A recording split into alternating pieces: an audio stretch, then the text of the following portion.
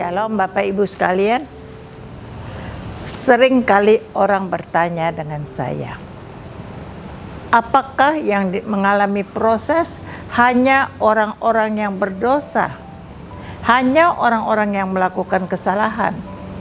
Saya jawab enggak. Setiap orang pasti bisa mengalami prosesnya Tuhan. Misalnya, kita sekolah aja, dari SD mau ke SMP, lewat apa? Ujian. Lulus enggak? SMP ke SMA, lewat lagi ujian. SMA mau masuk university, ada ujian. Di dalam ujian-ujian itu ada yang lewati proses. Demikian pula di dalam kehidupan.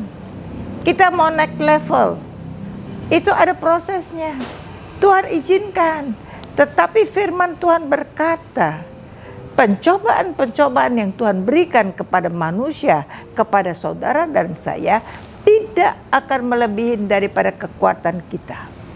Semuanya tidak melampaui kekuatan kita. Tuhan tahu seberapa kita kuat dan kita mampu melewatinya. Dan saat kita betul-betul melewati proses itu bersama dengan Tuhan, tidak menggerutu dengan ucapan syukur, maka disitulah Tuhan akan campur tangan dan turut bekerja di dalam setiap proses itu, dan ada solusinya, ada jalan keluarnya. Firman Tuhan berkata, Ayub adalah orang yang hidupnya sahih, orang yang benar, orang yang saleh dan benar hidupnya. Tetapi ketika iblis datang pada Tuhan, Tuhan katakan, kamu tahu nggak bahwa Ayub itu anakku yang hidup benar, hidupnya baik. Iblis bilang, iya, dia hidup baik dan benar karena engkau lindungi dia. Coba kau tidak lindungi dia, enggak begitu dia. Singkat cerita, Tuhan izinkan iblis boleh mencobain Ayub, tetapi tidak ambil nyawanya. Ayub yang hidupnya baik dan benar, Tuhan izinkan, di mana hartanya habis, di mana anak-anaknya pun habis semua. Bukan hanya demikian, dimanapun Tuhan izinkan dia dapat penyakit borok dari ujung kepala sampai ujung kaki, sampai dia ambil beling untuk menggaruk-garuk borok yang di tangannya, borok yang di badannya. Apakah Bapak, Ibu, Saudara-saudara ada mengalami proses yang lebih berat daripada Ayub? Saya rasa tidak. Saya mengalami banyak proses, tapi tidak seberat Ayub. Tidak sampai seluruh tubuh saya borokan semua, sampai gatalnya pakai beling. Tidak sampai anak-anak saya mati. Ada proses, banyak proses, tapi tidak demikian. Bapak, Ibu, Saudara, jadi proses itu Tuhan izinkan. Dan saat Tuhan izinkan semuanya, sampai Bapak, Ibu, Saudara-saudara, istrinya Ayub itu menyuruh Ayub meninggalkan Tuhan. Ayub cuma berkatakan, apapun yang dia lewatin, dia tidak tinggalkan Tuhan. Dia yang memberi, dia yang mengambil. Itu sebabnya Bapak, Ibu, Saudara-saudara, ingat, proses Ayub jauh lebih berat daripada proses kita semua. Ketika Ayub boleh melewatinya dengan ucapan syukur, maka Tuhan bukan hanya berhenti prosesnya, Tuhan memberkati dia, hartanya dipulihkan 2 kali lipat. Anak-anak yang mati Tuhan kasihkan anak-anak yang betul, yang anak-anak yang cantik, anak-anak yang baik, anak-anak yang takut akan Tuhan. Tuhan kembalikan berlipat kali ganda.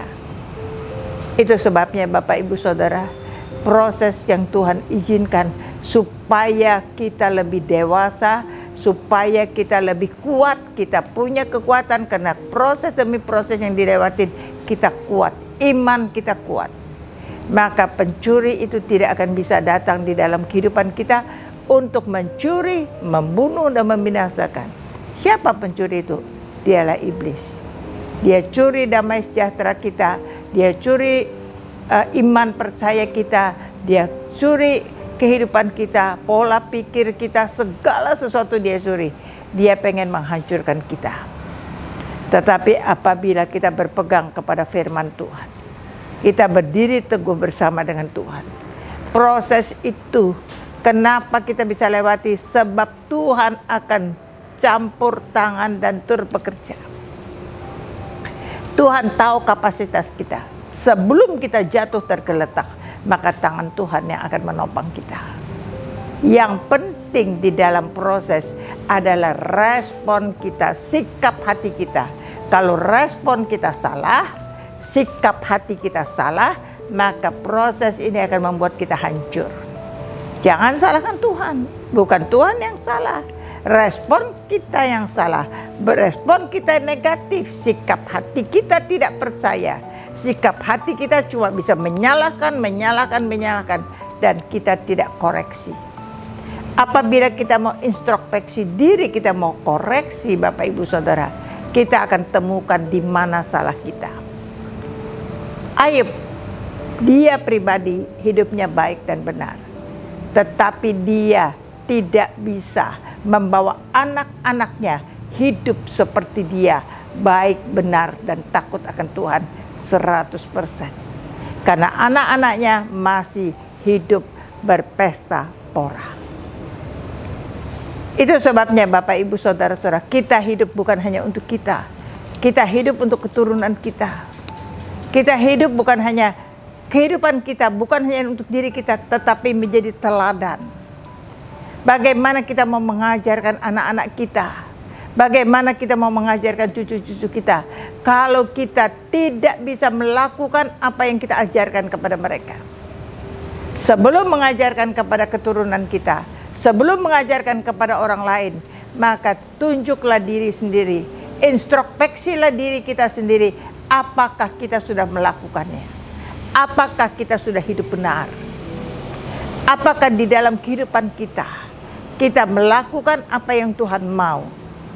Atau kita hanya bertameng, berpura-pura? Banyak kali orang tahu, kenal akan firman Tuhan, tetapi belum tentu mereka melakukan firman Tuhan dengan benar di dalam kehidupannya. Itu sebabnya Bapak Ibu Saudara, jangan pernah takut dengan proses. Lewati.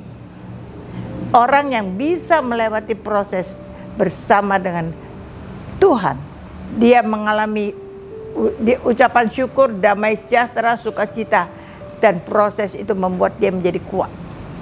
Di dalam kehidupannya ketemu persoalan apapun, dia tidak akan pernah takut.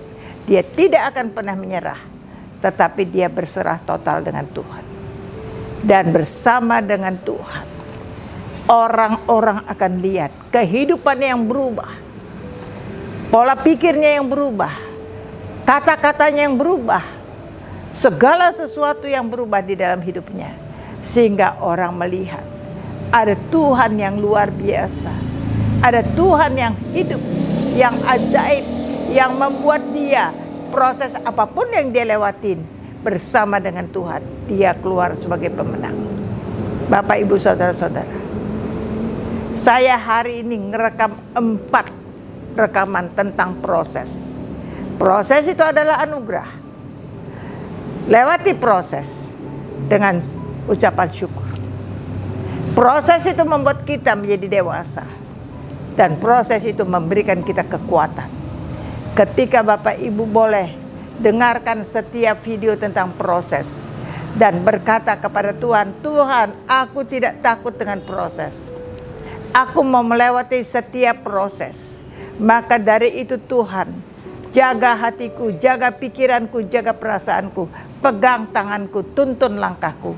Ketika aku bersama dengan Engkau, Engkau yang menuntun aku, maka setiap proses adalah kecil bagi. Kenapa kecil bagiku? Sebab Tuhan menyertai aku. Dan apapun proses itu, pasti engkau bisa melewatinya. Yang mau melakukannya, yang mau berserah total dengan Tuhan, maka bersama dengan saya katakan amin.